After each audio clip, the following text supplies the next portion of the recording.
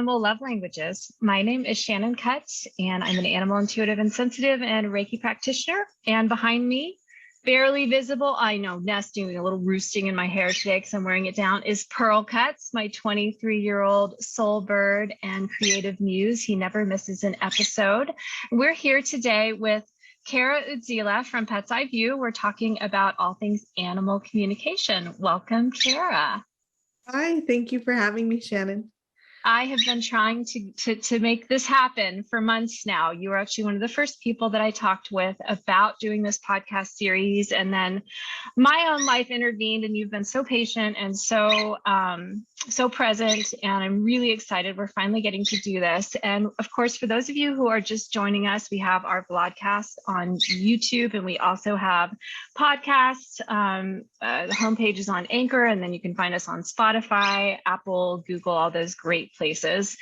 And we talk about, kind of span the gamut from people who are just curious, like, what is animal communication and how woo is it, all the way to, I think this might be something that I'm really vibing with. I want to find a teacher. I want to, offer my services to rescues. I want to hang out a shingle and get started as a professional, or I just want to feel what it feels like to realize that there's a way to communicate, like a practical, daily, not woo at all, but real birthright way to connect with all the other species in the planet around us. Like that's really possible. It's not just something we see in, movies like Avatar. It's like, it's a real, and I hear they're coming out with a second one. We'll see. So that's why I've invited Kara. She's got an amazing practice, not only as an animal communicator and an energy healer and a modern mystic, but also as a teacher and a mentor. And so that's why I wanted her to share everything that she's doing. Normally Pearl isn't this chatty. I think he likes you. Yeah, I think he likes me. I can tell she has something good to say. And yeah, we're gonna do a little nesting on Mummy's knee, maybe. I know he wants to jump on the keyboard and start flinging the keys off, and that might interrupt our recording. So we're going to try to avoid that. I love animals here. We don't care. We're all about animals here. And so welcome if you're listening for the first time. Welcome if you're back. Please leave us a review. Please let us know if you have any questions, and we'll kind of circle back to that at the end. But for now, let's start at the beginning. And Kara, if you would just share a little bit more about, what was it like for you when you realized that it was even possible, like this was something you could do, talk to animals, and kind of how did you start unpacking that journey for yourself? Well, for me, when I was a very small child, I was always talking to animals, and you'd find me laid out flat on my stomach in the grass, talking to the ladybugs, talking to the flowers. And I had a lot of cousins, but I didn't have a huge amount of friends. And I have cerebral palsy. You can't tell it from me sitting here, but I don't have a lot of mobility. So my imagination was very key. I did not grow up in a family where anything woo-woo was part of the discussion. No meditation, no nothing, right? But I had a cat when I was about 10, 11 years old that I forced my father to adopt, a stray cat from outside, by just looking pitiful and feeding him out on our bench like every day for 4 days. And he finally let the cat come inside. And Patches, who looked like Patches, would follow me to the bus stop for school every day, which was a 10-minute walk from my house. And my friends would just like crack up that this cat would follow me, wait for me to get on the bus. And at 3:15 every day, he would be back there. And I would ask my mom, does he come home? And and he did, but he just knew the schedule, and he'd come and pick me up. And at one point he left, like he went under the gutter instead of following me to the bus stop. And I was like, no, don't. I remember being very distressed. He did not come home for a couple of days. And I told my mom, I think he's going to find another little girl who needs him. And he came back because I was so distraught, but I knew he was saying goodbye. And then he left again, and I didn't see him again. And nobody validated that, and I kind of forgot about it, but I've always been a user of psychics, and I've studied metaphysics and Western mysticism for years. And my older dog was getting very elderly, and I happened to pick up Penelope Smith's first book, Animal Talk. And I just held him at the park and said, like, if this is something I can really do more than just talking to you, but to talk to all animals, that's what I would like to develop. And then I started taking very serious classes in energy healing and animal communication. I completed a 3-year program, actually, in order to not only do that, but to counsel and to teach. And here we are. So, and here we are. Grateful for that. Yeah, I'm very grateful for that. So it's been unfolding for you. You had these little sparks, these inklings, even in the app, it sounds like almost complete absence of any kind of external validation. There was something in you that was saying, this is true. This is a thing. This is worth paying attention to. And so for those of you who are listening or watching and you're thinking, I kind of relate to this. I can kind of resonate. Maybe I haven't shared it with anyone. Maybe I just haven't been aware that there was anyone to share it with. That's why we're here. You're sharing it with us. One of the things I really want to encourage you, if you're listening to this, or maybe even you're a new animal communicator and you're just seeking more support and validation, is that the more you follow your path and your truth, and the more you stay true to that, and you trust that, we don't need to get bogged down, as one of my teachers said, in the how. It's the what that matters most, and staying true to that and being open. That how will open up a path. I can very much relate, Kara, to not feeling like I had necessarily grew up in a family where that was, it wasn't really talked about. And yet it's still feeling alone and feeling kind of like, maybe I'm not sure I have people, let alone I can't find them. Maybe they don't exist. Mm-hmm. I have found so many great people. Like, this is a tribe. This is a community. It's a smaller world than it seems when you're just getting involved in it. And it's really worth pursuing, because you are going to find out that you do have people. And there are people, a couple steps behind, a couple steps ahead, and right alongside you that are really going to support you and guide you and help you, fully experience who you are. And so, so here you are, Kara, you've taken, you've taken these small steps in terms of just connecting very organically and very trustingly, very openly with animals. And I love that you just named your first cat Patches. I mean, I named my first parakeet Perky. Like, we're so pure when we're kids, right? We're just like, we just say it like we see it, Yeah. It's pretty cool. I miss that energy, his energy now, even still. Yeah. And that's a whole, so many people come, so many of my new first-time clients are people that they are missing an animal that's crossed over. And there is this sense that, I don't know, I can kind of still feel them. I don't know. Is it, it's just like the art, we get so bogged down in our minds and not being able to understand it's, that attachment to the physical form versus the energy, the essence of that being that is not in any way, shape, or form dead alongside the body. And that's a whole separate conversation for a different podcast. Yeah. But for now, here we are. You've taken your 3-year course. You have invested probably countless hours and dollars and all kinds of different things into your own growth as a mystic and as a psychic, and in terms of the energy work that you're able to offer. And here we're going, like, here's your journey. And now maybe we're thinking about going pro, as one of my teachers would call it. But I mean, because that can get dicey. It's like you're coming up against yourself, and you're also realizing, we talked about this just a little bit before this podcast started, before I hit record, you're transitioning into a role where you're going to start presenting yourself as being available for others on a consistent basis when they need you. And we spoke a little bit about the integrity of that, and about kind of the setting yourself up for success and taking it seriously, I think, is the phrase that comes to mind. Does that make sense? I'd love for you to speak a little more about that. I think people get really nervous about doing animal communication. And I don't know if it's just my perception, because I'm busy, so I may only see a snippet of what's going on. So take that as my caveat. Yes. But what I feel is there's a large proliferation of teaching going on. And there are a lot of people being turned out as animal communicators, but they don't get a huge amount of help with client management understanding. And if you haven't been in a customer support role or a very professional corporate role, well, I was a PR person for 25 years, right? It is you have to read the room. And there's a piece of that I think we really have to spend time working on when we're considering going pro.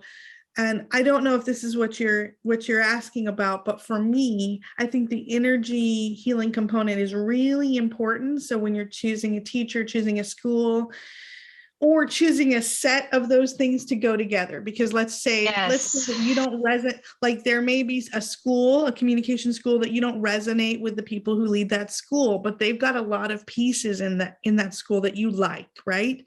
Acupressure, something like that. You can take pieces from that and perhaps learn from someone else. But I think my thing that I'm seeing in this what I see, and you tell me you're newer, so you may see different things than I do. But I see a lot of proliferation of animal communicators who have absolutely zero anything else to bring to the table. And maybe because I was trained more than a decade ago, yes, like, there was a lot less belief in this at that point. So you had to like bring your chops to the table a lot more, because most people do not come to an animal communicator just to find out what Fido is thinking. They come because there's been a divorce, and they're worried about mental and emotional health. They're worried because there's a physical problem with the animal, or there's a behavior problem between one or two animals. And although communication can be miraculous and in 30 minutes shift everything, many, many times it is not enough. And I feel like one of my concerns is I don't want the power of what we do, if you're continuing to learn and continuing to hone a variety of skills, to be dampened or diminished by people saying, well, okay, so that person told me that my bird doesn't like its food and its stomach hurt, but the vet still can't figure it out, and they don't have any, and that's all. That didn't help me. Or my dog is sad. Great. Awesome. I want people to be able to do a lot more, and to be able to, like, I just got a text message like 5 minutes before this call saying, my dog just ate her entire meal and she hasn't eaten for 2 weeks. Is that going to be permanent? I don't know. But I do know, because I was able to shift the human's energy and the animal's energy, that there's a lot less tension in that belly and that back, and a lot less worry. So that's what I want animal communicators to be able to do. And I'm not sure that all of them have that training, but I could be wrong. Well, I personally can speak to that, because as you're right. I'm coming to this a little later in life. I turned 51 this year, and have a background. Yeah, woo! So 50s are the new 40s, and 50s are the best. I don't know. Oprah says the 60s are the best, and probably when she hits 70, we'll discover that the 70s are the best. I don't know. I just feel like I keep improving every year. Like, I was an amoeba in my 20s, and in my 30s, I started to at least subdivide, and now here I am. But we all have to start somewhere. So, those of you who are brand new and thinking, oh my gosh, there is so much out there, and it is wonderful to have this wide open world where maybe not everybody believes, maybe not everyone has given themselves the opportunity, because a belief tends to end up getting kind of encapsulated or encoded in somebody that hasn't allowed themselves to experience it and make up their own mind. So they're just like, oh no, that can't possibly be true.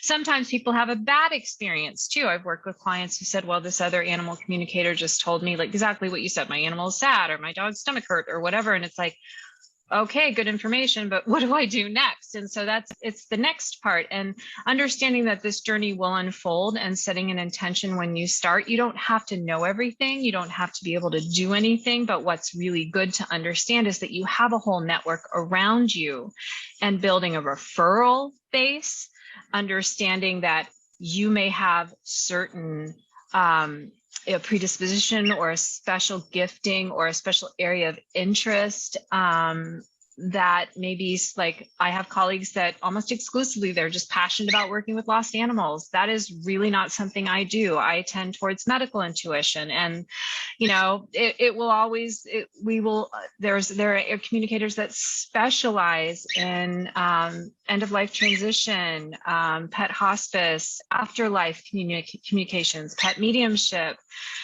We tend to have a smattering of it all, but it's just a choice whether you want to stay as a generalist. But the key is to set an intention to attract pet parents whom you are uniquely equipped to help.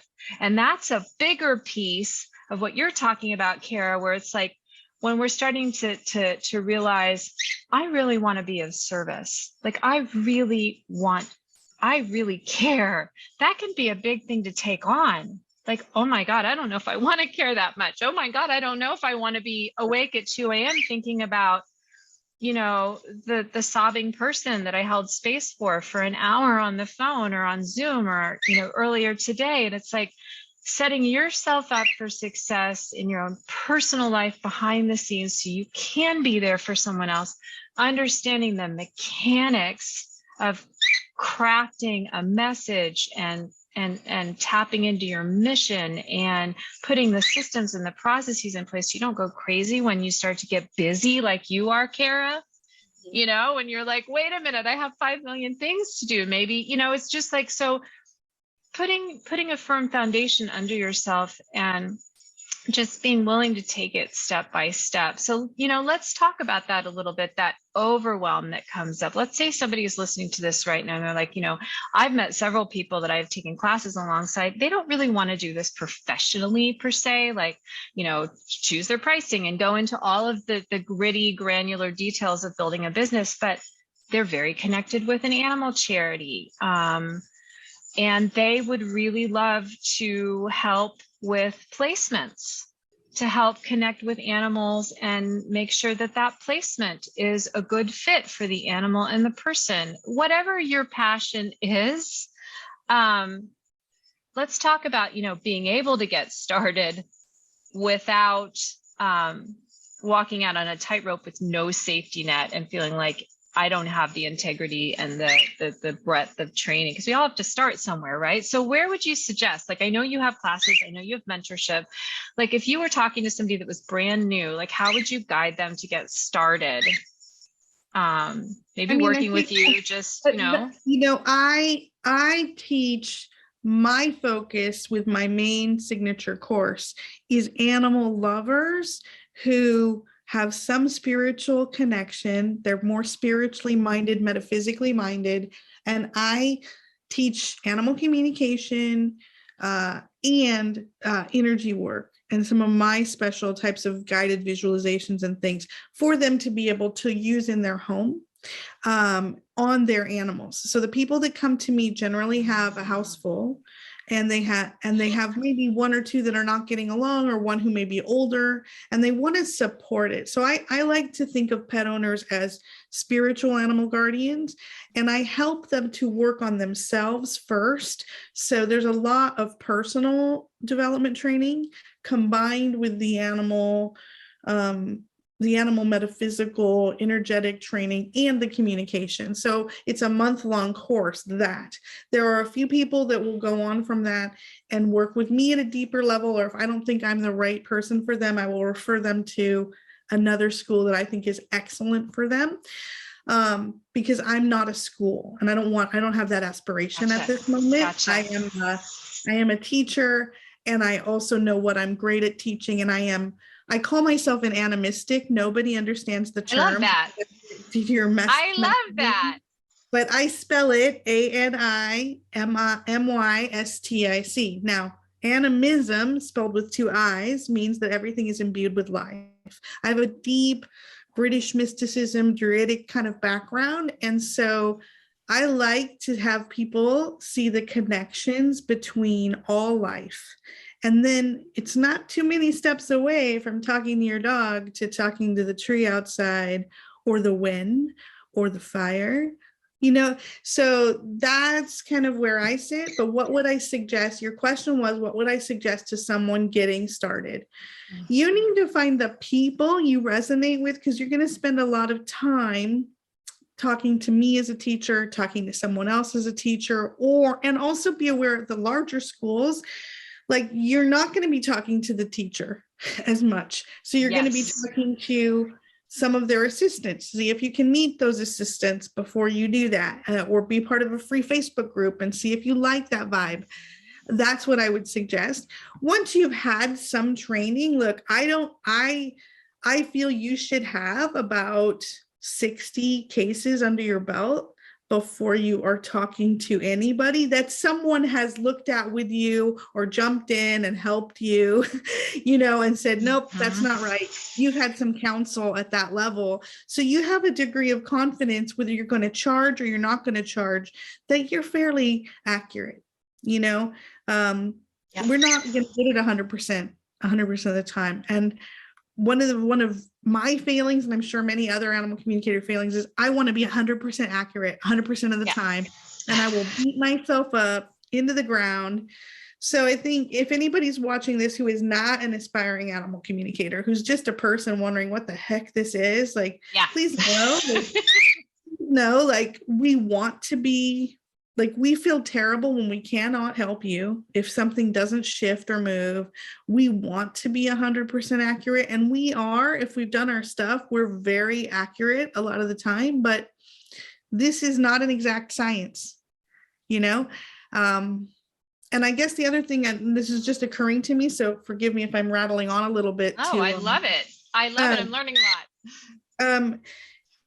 One of the biggest challenges for us as animal communicators is being really pure. Do you remember when you did your first 2 or 3 readings in your training, and you would just say, I see red flowers around the horse, right?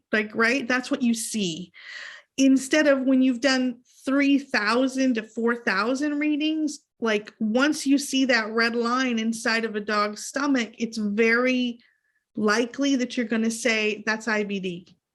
Or instead of saying, I'll give an example from my very early animal communication days. I saw a dog and the dog said, I love my purple, right? And I saw a flash of purple fabric. And I made the human interpretation that was a blanket. So I said, I think he likes his purple blanket. And the woman said, we don't have a purple blanket. What are you talking about? We don't have a purple blanket. And I was like, okay, I'm sorry. And you just had to I guess that wasn't accurate. Oops. And she came back to my booth. This is in the days before COVID many years ago. Right. And she came back a little bit later and she was like, oh my gosh. She goes, you weren't seeing a blanket. You were seeing this. And she had a purple vest, fuzzy. Brilliant. So being very exact, and not trying to overinterpret it so you feel smarter, but saying, I see this and it feels this way, has always helped me. Now, maybe someone, as you were saying earlier, who is a better seer of entire movies would have broader, deeper interpretations of that. Whereas I'm really good at the relationships between people and animal and getting 2 animals to start getting along. We all have our jam, right? So our thing, our wonderful thing. And, and I love what you're bringing up because, there is something to be said for spending that time talking with animals, working with other newbie communicators within your community, because there will be a community there when you do decide to kind of step up to the plate and dig in a little deeper and start to learn what others have learned before you, and follow in the footsteps of the masters, and bounce ideas off one another. And some of my fellow communicators do see movies. I tend to get these just what I call drop-ins. I just get a little nugget of just knowing. I just know something, and I know how the piece. But it's so important to start understanding how your intuition talks to you. And there's, in fact, those of you who are listening who are interested in that, I have a free 5-day animal communication camp It's under Learn With Me, I think is what it's called, on my animallovelanguages.com website, which I don't even think I've mentioned until now. Talk about needing business basics, right? To learn how to market yourself. But you can find that. It just walks you through 5 different ways that you may receive intuitive data from your animal. You probably got resources and a great blog and lots of other resources as well. And, just starting to realize, okay, well, I tend to be someone who takes in a lot of information visually. I tend to be someone that hears a lot. I tend to be someone that, I remember the first time a cat sent me a smell. She really loved, the owner was going on vacation, and she really loved the smell of his dirty socks. I was like, that's not surprising. yeah. In my courses, I do train people to get stronger about they figure out what clair is strongest for them, which is what you're talking about. But then we work on developing the others. But I think that's called clairgustance, right? When you smell, isn't that right? Or that taste? I believe so. It smell, and I don't know if there's like clear. There's 8 of them. I know, but I'm blanking on the word for the nose. Nasal, olfactory, clairgustance has got to be like tasting, which but it might encompass nose. At any rate, you'll learn. I mean, there's lots of ways to receive information. Right. I was kind of a remedial student at first because I didn't understand that I was getting these knowings until I worked with a mentor, and she volunteered to just help me. She was one of our course mentors, and I was like struggling. She was like, wait, you've already got the information. Just tell me what you know. And she was like, it can be that fast. So it's like really understand, just giving yourself the opportunity. Like, I love what you said, it's about working with that human. A lot of people get into this work because they want to help animals. And it's like, well, first of all, we are animals too. Second of all, when you're trying to help an animal, that animal is now or has been in the past attached to a human animal. And you're going to be interacting in most cases through a human in some capacity to connect with. And I remember the first time my teacher told me, okay, we're going to, I want you to tune into the human first. I was like, oh, okay, I'm out of here, So it's like I really had that mindset, and now I love it. Because there is such an ability to make new friends, to make an impact. But it's really just giving yourself that. I love how you start people working with their own animals, and because that's the best playground for our extrasensory perception skills to unfold. Yeah, the goal is to end up being connected to your own animals and managing whatever is going on in your home. They do talk to other animals who are in the group and to my own animals, which I have 4 of several times. So you get a good, 7 to 10 outside of your home experiences. But then every week I'm checking with you. It comes with private sessions with me to work on the energy skills. On the problem in your house. So if you have a big barker, we're working on that, but we're working on it energetically combined with animal communication, for example. And then some of those people who are truly more spiritually, mystically minded, they might come to me for more in-depth training on a private level. But I think it's really important that people understand that that client, I want to bring that back to a minute, the client management. If you say things the wrong way to a client, you could actually harm that animal. Because if you upset the client, then, by criticizing maybe how they've been negligent without really understanding that they've been negligent, it shuts them completely down. Right. So that, and the other thing is I think a fault for myself and other newbie animal communicators is often that we want to say everything that we see because we want to be accurate, and we're so trying for that A, just like we were back in 6th grade. Yeah. And there are times when you need to understand, like, we don't always know the cosmology or the spirituality of the person on the other end. So just because you believe in reincarnation does not necessarily mean that will be a welcome message on that side. Yeah. Or how softly you kind of work into the conversation, well, we'd like this to happen, because you can shut them down. And what we need to do is to help that animal. And sometimes helping that animal means being very careful with the words that we choose. And I feel like it would be great not to always say, if you see a larger purpose for something, let's say you see a larger soul purpose for something, right? But right now, that owner is in the depths of grief. Maybe this is not the reading where they need to hear that. Maybe 2 readings later or a year later, they can hear that their dog died because it was necessary for them to learn the process of compassion.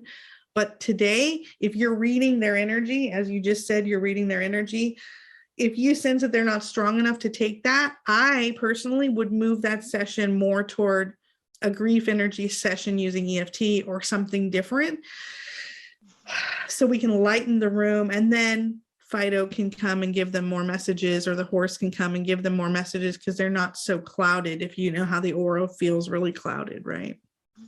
I feel like I've been rattling, and I'm sorry. You haven't been rattling, and I feel like this is a kind of a perfect place to kind of almost came back full circle from where we started. You know, this is a conversation. It's an ongoing conversation that we're having, and it's just happening. I know. Did you wake up again? You were roosting so happily. We're just having it across these boundaries. But, you know, in a conversation, we're not expecting, you know, to solve a mathematical proof. You know, we're not expecting to gather hard statistical data. We're always unfolding our ability to relate to and connect with and be of the highest service to other beings. And it doesn't really matter after a certain point. It doesn't really matter what species we are. We all send out certain energetic signatures for how much we can hold, for how open we want to be. As I've continued along this journey, I have less and less interest really in which species I'm relating to, outside of certain characteristics that, you know, genetically or whatever, warm-blooded, cold-blooded, that sort of thing. You know, just realizing that in essence, we're more alike than different. We're going to open up at our own pace. We are going to be able to evolve at our own pace, and being sensitive and present, very present for that conversation that's unfolding. And exactly what you just said, Kara, like if you're not able to be intensely present for whoever you're conversing with at any given time, then, you know, not only is there the chance that you're going to miss something incredibly important that's going to be beneficial to you both, but it just kind of points to doing a little bit more self-work behind the scenes, because one of my business coaches says, you know, your business or your practice is the territory for your soul's expansion. And it's like, wow, that's daunting and awesome. But it's like everything I do, you know, I need to be able to bring my whole self into that moment. That is that's a tall order. It's a big goal. It's like the best. But so, you know, those of you who are listening again, this has been probably like, this is a stretch. I told Kara, I wanted to start like, let's stretch a little bit, because we've been, you know, we've had a lot of awesome guests. We've talked, you know, about, you know, hearing people's personal stories and really understanding that this is a thing. You know, sometimes after you hear it enough and there's enough people that you really respect and you think, wow, you know, this is something, like maybe this is something I can have enough courage to, you know, pursue, even if maybe not everybody or nobody in my life really gets it, or, you know, thinks I'm not crazy for trying to do it. But, you know, on the other hand, it's like, it can be serious business. We're dealing with the biggest events in life: birth, death, illness, and most importantly, our relationships, you know? And so it's worth being able to bring our best selves into those moments. Kara, they can find you at petseyeview.com. Do you have anything special going on right now, or kind of coming up for this year that people might be interested in? Ways to keep in touch with you? I'm taking waiting list applications for my next Animal Soulmate Fellowship. It's a 30-day program with up to four private sessions with me of an hour and a half in length to work energetically with you to improve your skills. And you will have 3 Zoom sessions, courses, 2 hours in length with other people to learn a variety of animal communication and energy work techniques that I think are important for anyone to have, because animal communication is something you're going to maybe buy a few times a year, maybe in one-off sessions. But I like to think if we can train a lot of people to have more of this beginning skill, but also the energy healing in their home, they will know. Like, I've had students graduate that course and call me 2 months later and show me pictures of their dog's leg and say, I see it as bigger. Do you see it as bigger? Because no one in my house feels that it's bigger, but I feel like I need a second opinion. And I'll say, you're absolutely right. They go get a second opinion. They find out that their 2-year-old dog has a bone condition inside the bone, that will potentially be cancer later. So now they're under constant monitoring. So I feel like the more people that I can train to be sacred animal guardians, the better. So if they want to write me about that, they can. And there's always something going on in my Facebook group, which is called Animal Whisperer. Okay. Yes, there is. And I just deeply encourage you to connect with Kara and her community. I think what you're doing is wonderful, very caring, very present, and full of integrity, which is really, really important. And please don't, if those of you who are listening, who maybe this is your very first podcast, you're like, whoa, we're talking about somebody, don't get overwhelmed, just say yes to the experience. Say yes to having the experience. My first experiences were with free YouTube videos. It was just like, let me just see if I can even do this. And I was shocked myself by getting some things, right. I don't even love that word, but just hearing, I'm actually having a conversation. It's like, it's not about being right or wrong. It's about, no, I'm actually having this conversation. So I'm hearing from the animal. Of course, there's no right or wrong with that. There's just the animal's truth. So just, just start, just give it a try. Whether you want to talk to trees or ladybugs, or as you said, or, it's all species welcome. All species welcome. You can also head over to animallovelanguages.com, and there we go again, Business 101, and check out the free tools and the 5-day animal communication camp and the 4-part free intuitive pet parent workshop, where you can see more of Pearl. I think that's the most important thing to emphasize there. Nobody shows up for me. So Kara, it's been a delight. I will include all of your contact information in our show notes, and hopefully maybe we can circle back at a later date and do something more specific to energy healing and some of those different techniques, and help new people break that down a little bit. Like, where do you even start? So, but thank you for being here. If you've enjoyed today's podcast or vlogcast episode, depending on where you found us, please leave us a 5-star rating, leave us a review, send us a comment, tell us if you have any questions. We'd be happy to interact with you, and head over to the podcast page on Animal Love Languages, and you can catch all of our episodes. So look forward to seeing you again next week, and take very good care for now. Okay, bye-bye.